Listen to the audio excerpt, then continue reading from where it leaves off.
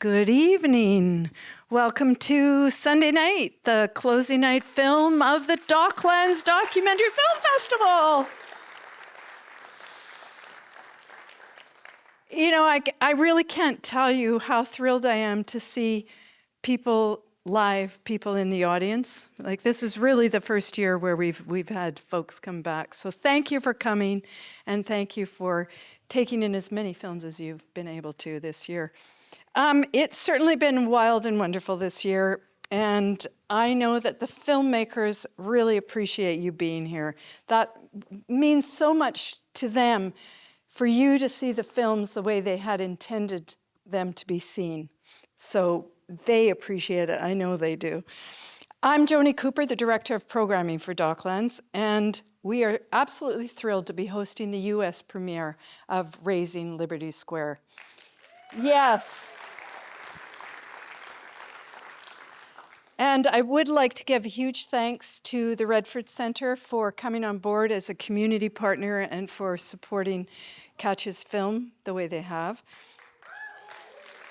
They've really helped spread the word. And just a big thank you to all our sponsors, supporters, and donors, and audiences. So I'm really delighted that Katja is here. Katja Esson, director of the film, is here to introduce her film to you personally. So Katja, come on up. Thank you so much, Joni, and thank you so much. Thank you so much for having us. And thank you so much for coming. And yes, I think a week ago, or a little bit more than a week ago, we had our world premiere at Hot Docs in Toronto, and now you are the first US audience to see this film, and we're so thrilled to be here. It is a beautiful place, a beautiful festival, great lineup, so honored to be among all these great films that were just on the screen. And just one, maybe a little bit about the film, the issues that you will see in the film that are happening in Miami and specifically in Liberty Square are not just typical for Miami. They are happening in cities all over the country and then actually all over the world. So stick around. We're going to have a Q&A afterwards, and we would love to talk to you afterwards. And again, thank you for coming. Great. And don't forget to turn off your electronics. Wasn't that amazing? Such a terrific community-based film. I would like to ask Jill Tidman to come up, Executive Director of the Redford Center. I'm going to pass the mic on to her come on, there's stairs over here. And she's going to take control of the Q&A with Katja and the team. Come on up, Jill.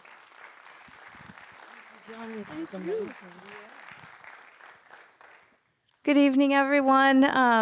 Happy Mother's Day to those who it applies, and thank you all for coming out. I just want to first recognize we have a lot of Redford Center teammates here today, so would you just raise your hand? Yes! Thank you for coming and showing up always for this work. It's a real honor to have a minute to bring up Katja, and is Aaron here as well? Yeah. Yes. Okay. Should we bring him up? Yeah, do you want to, let's bring up maybe first, we have the two producers, Corinna Seeger and Ronald Baez, and then Aaron was the surprise. We didn't talk about that before, yeah. So we actually, I'm kidding. So yeah, it's our super great pleasure that Yes. Aaron is here with Yes. us. So. Hello. Thank you.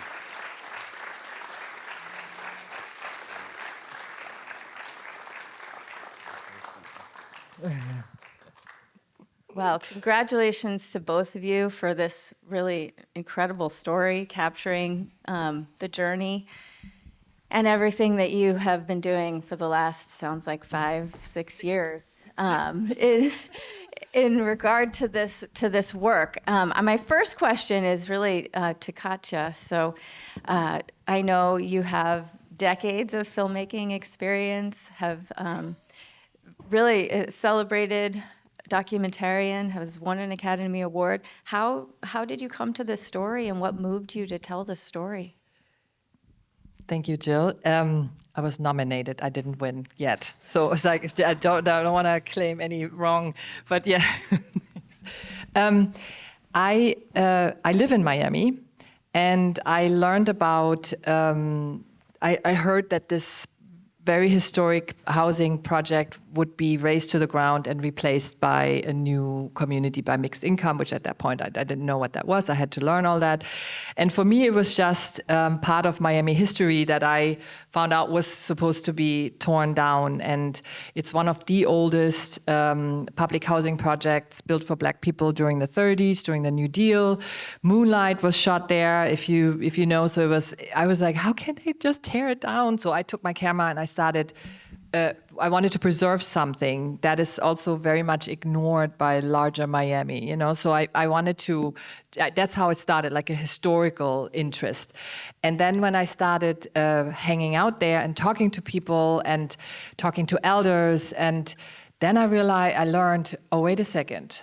They're actually sitting on the highest and driest ground in Miami. So there's more to this story than just regular gentrification, I want to say. So that's how the story evolved, you know.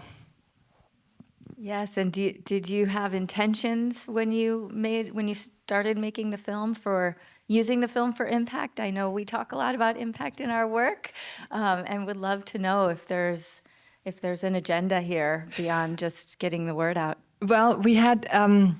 We had actually a panel this morning, you know, about activism and film, and we were talking about that, and my fellow filmmakers and myself also, we were talking about that. We're artists, so you know, you tell the story that you want to tell, but this one I now, you know, through the years and also through, you know, workshops with you guys, and I also had to really learn what an impact campaign can do and what a film like this can do and how a film like this can be used, you know, hyper locally, but also globally, you know, like can affect change in Miami. And you all saw that only 3 blocks are done so far of 9. So this film has actually the chance to tell the story it's telling. And it reaches to incredibly global, like part of the chorus of the urgency of sea level rising and climate change in a very different angle of it, you know. So yeah, it's like we're just very excited that the film will hopefully have a very, very long life in its impact campaign. May I take the mic for a moment? As the producer, one of the producers on the film, she's talking about impact campaign. And yes, indeed. And impact campaigns cost money too. And so we have this plan for an incredible impact campaign, in all honesty, and rolling it out in the fall. And then, you know, 2 years, as Katja already said, could be longer. Certainly the stories are very important to hear about climate gentrification. And so we actually have a page on our website, RAZINGLibertySQUARE.com, to support this impact campaign, yes. And also to support really the school that you saw here in the film, as well as the Smile Trust, which is Valencia's organization. And there's this line in the film that is Valencia, and I want to share that with you again because it sticks so much to me. And it is about this. Government will spend millions to usher in development to get us displaced, yeah. But they won't invest millions to make our communities resilient. And that's it. Yes, thank you, Corona. And sorry, Jill, because now we're like totally talking. But I wanted Samantha was supposed to come today also, and she couldn't because she is. Really in this, because it's ongoing. It's what you're seeing is happening there right now. So she is really under attack. They want to get her out there. They're poaching her kids. You know, if she has no kids, then they, you know, then they have no reason to give her a school. So it's like it's an incredible struggle that's happening there at Liberty Square. Yeah, no, please. And I am dying to ask you a question, Erin. So we saw. a bit of a transformation happen, I think, for the people, for the project, and for you personally. And towards the end, you spoke a bit about the lack of investment in services and ways of creating community. And I know you've now moved on, and would love to just hear kind of where you've moved on to, what you have taken with you from this work, and if there is sort of a way to think about this problem being addressed in a different way. Would love to hear your thoughts. Yeah, absolutely. And thank you for the question, by the way. And thank you all for actually taking the time to come here this evening to actually witness the work that Katja done, but also just the documenting of a historic community that I hold near and dear to my heart. So again, for taking the time, thank you. You know, so one of the things in making this that I always would go back and forth with Katja about was just like, hey, I don't want you to paint me as if I'm just like naive and ignorant to like how this could potentially be problematic. Like, I'm not that eager about it. And I think Valencia alluded to it at one point, because I did have to have a series of sit downs because I was concerned about what could potentially go wrong. And although we don't speak about it that much in the film, one of the things that did get me here was, going back to your question, was the lack of services because of so much that was committed going in. And again, going back to Valencia, who's profound, amazing woman, but she references in the film as well, you know, building new housing in isolation isn't the answer, right? There are so many other issues that exist within these spaces, and if you're not trying to actually work on the people as you're rebuilding the buildings, you're completely missing the mark. And when my frustration began to grow was that I thoroughly read this agreement, because at the time I was a legislative analyst and deputy chief of a very beloved commissioner in the Miami-Dade County Commission, so I knew the plan inside and out. And I was eager to come in to understand that we were gonna be doing development, but also there was these other components that I had experience in that I would be able to contribute to. And no matter how much I pushed, the appetite was just seemingly not there. There was a way to get in to score the deal, but not real commitment to the investment going forward. And eventually I just grew tired of fighting against the culture. I grew tired of trying to force folks to move out of operating and basically conducting business as usual, which essentially maintains the status quo. And so the decision to then move on to another firm was partly rooted in the understanding of the culture, a track record of doing similar work with the needed investment in community. And I thought it was going to be a space where I wouldn't have to fight against so much to have impact, that the ideas would be embraced, accepted, and there'll be collaboration. I didn't feel like I had that there. So yes, I'm in that space now with a new firm that then chose to work with myself and another gentleman that I did work at, Related Group, to then expand their firm from Atlanta into Miami that does very, very mission-based development. And so we are working at doing a lot of multifamily development in Miami-Dade County, actually really putting emphasis on a new initiative to create more Valencia Gunders in Liberty City, where we're looking at more affordable homeownership opportunities. So that's the work we're doing now, and I don't think I would have come to that point, and I say this every time we speak about it, if not for the many conversations I had with Katja to understand where I was at in the process and that I was not happy to then transition on out. So yeah, that's my spiel. Yeah, we talked a lot.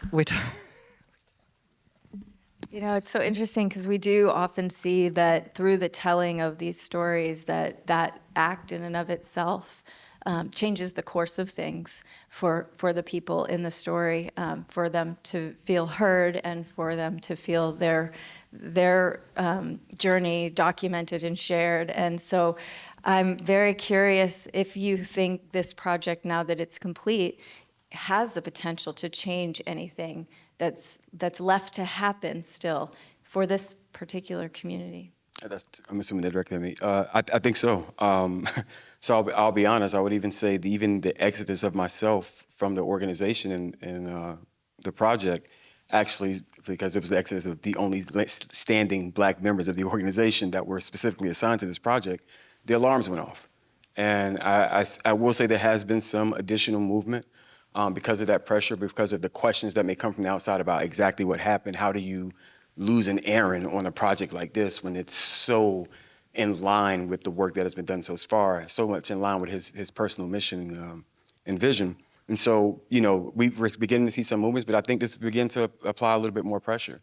And again, it has to be more than just about the housing, right? We're talking about dealing with people, right, that have not all, and I'm not saying that everyone that's in public housing or poor has a host of issues, but the fact is the needs there are real, and they've existed for generations. And if you've ignored it from generations, how can then you expect to see anything different now, right? So it takes that investment, and I'm hoping that folks begin to actually see that, take a second thought when it comes to these redevelopment projects and who we award these projects to. That's it, I'm sorry. No, we want to hear from you. This is my last question, and then I'll turn it over for audience questions. But this is for any of the filmmakers. So I love that you talked about the impact campaign and the opportunity for people to support that work, because oftentimes when you're watching a film like this and then you feel inspired to do something, it's hard to know what to do. What can anyone here do? So I love that you made that invitation. And I think it might be helpful to just hear a little bit more about what that impact work looks like, if you know what people would be investing in. Well, we have an incredible impact producer on who's not here right now, but we have 4 basic points, and the first one I already mentioned. It's really, going hyper-local in Miami, try to put the pressure that Aaron, our plan, okay, so I have to go back again. We're here because we're not in Miami. We intentionally decided not to premiere in Miami. We premiered at Hot Dogs, and now we're going, actually around the country and then around the world to collect some steam with the film to come back to Miami with more oomph, because Miami is a very developers are extremely powerful in Miami. And they would bury us if we would premiere at the Miami Film Festival. You know what I mean? We would just, yeah. So we want to also really engage developers who do affordable housing in difficult conversations, and maybe have them rethink also how the practices are done. We want to establish that climate gentrification is real, which many people still doubt, and use it as a bridge. And that's the really, really fascinating part also for me, between these 2 major movements, but between the housing rights movement and the climate movement. Use it as a bridge. And then, globally, of course, it's just one of these, aspects of climate change, and just add to the urgency. So, the way Miami tends to function is, if you want attention in Miami, you have to find it elsewhere first. And really, the way that Miami developers tend to function is they can move mountains for developers, but they won't, lift a finger for an average person. And so a lot of what we're trying to do with Impact has a lot to do with being able to work with organizations on the ground, and not only establishing but strengthening the relationships that we have, and making sure that the film is an asset to people who are actually trying to build community-oriented programming and community-oriented plans for redevelopment and so on and so forth. And Aaron mentioned create more Valencias, which is interesting. We have to talk about that, because that. But give the Valencias of Miami that exists the tool, to use it. Yeah, and not just Miami. Again, we're doing a whole southern tour, and then there is something to be said about. So when we went to IDFA, we had this conversation. We were in Amsterdam for IDFA, and I had never dreamed of going to Amsterdam. So I'm like, oh my God, I'm in this place. It looks completely different from anything I've ever seen. Like, I'm constantly picking my jaw off the ground, and then someone goes, so what is it that you're dealing with in Miami? And I was like, well, sea level rise creates this problem. I explain climate gentrification. They go, we have that here. And I'm like, shut up. Like, it's wild. But it goes to show that what's happening in Miami is also happening around the world, and that it's a hyper-local story that we want to create hyper-local impact for, but it's also a global story that needs to be just routed to these communities that exist in countries all over the world. Yeah. Questions for this amazing panel? I'm curious why development is stopped with the 3 blocks. Why the what? Redevelopment is stopped after the 3 blocks, and I'm curious, is that because you guys have had that effect? Oh, I wish. Oh my God, that would be a dream. Then we would be in the New York Times, in the Miami Herald, and no, not yet. No, it's and Aaron could get it, but I'm not gonna let him talk because he's gonna explain you all the details why. And I'm just gonna because and I don't know, but I will just say it didn't stop. It's just like phases that they have to then allocate money. It's gonna continue again. It's just like they're super behind. It didn't stop. It's just paused right now. So much. Okay, that's all right. In summary, partially COVID, but yeah, as Katja mentioned, it was the block by block approach. Not everything. Okay. Not everything. I'm just saying. Block by block approach. There was supposed to be at least 9 phases of this project. So the plan was to produce at least 1.5 projects get done a year. The COVID slowdown affected a lot of construction in South Florida. And for anybody that has familiarity with these projects, you rely on a lot of public government subsidies to get them built, which requires applications and there's cycles for all of this stuff. And so, not to mention market conditions, so forth. So it's not that it stopped, not that the film has had impact, it's just a number of different circumstances that has led to a slowdown in some construction projects in Miami, and it's not exclusive to the Liberty Square project. But I just want to say, it was COVID slowed it down, but they didn't slow down the demolition. They tore down like 2 phases super quick during COVID. But anyhow, that's a whole, yeah. It's cheaper to tear down than build. Yeah, I know. Okay. Yes, I see. Hand over there. I'm just wondering, what's with the shoddy construction? I mean, are they being investigated or anything for that? I know. Things may have been a bit rushed. Let me say that. I think there was a lot of. So the contract was awarded in 2016. At this point, we're talking 2018. We did the grand opening of Phase 1 when you were there with your crew. 2019. Okay, so we're talking about 3 years in which the first phase was just being done. And so I think there was a lot of political pressure from the housing department, from some of the powers that be, that things began to speed up because they were behind schedule. And I just think there were not proper measures taken to do some water testing, pressure testing, to ensure that the building could withstand a rainstorm. And the Miami director of HUD, of Housing and Urban Development, just got fired. So, and it, no, I don't know, they haven't said it officially, but no, but they haven't said it why. They haven't talked about why, but it has, they could only rush it with his permission, The developer could only do it with HUD, to do. Yeah. Oh, you should see it now. It's like it's still going on. They have mold. It's like that Sam's family. They have cutouts in their apartment that is like they're just taped over with plastic because they had mold, and they constantly do mold treatments. It's it's unbelievable. Last question. Yeah, this is a question for Aaron. You seem to have landed on the idea that mission-based development is the ticket. And I'm wondering, how do you see that actualized in the world? Obviously, government hasn't done very well with public housing. How does the private sector actually do it?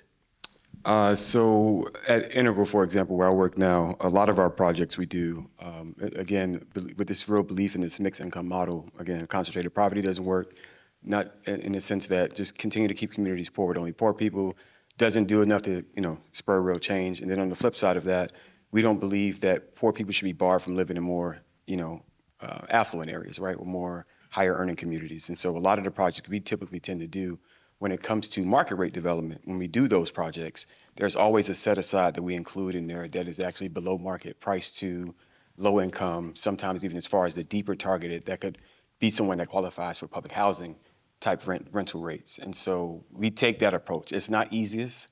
You have to turn away some deals. You can't always jump into every opportunity. There are some opportunity costs, I'll admit it. But the fact of the matter is that's been our approach to ensure that we always get some kind of diverse, socioeconomic diversity in the projects we worked on, because we feel that is the key to revitalization. Well, I think that was our last question. So thank you all again for coming, and thank you so much. Thank you for Thank you, Jill. incredible work. Thank you.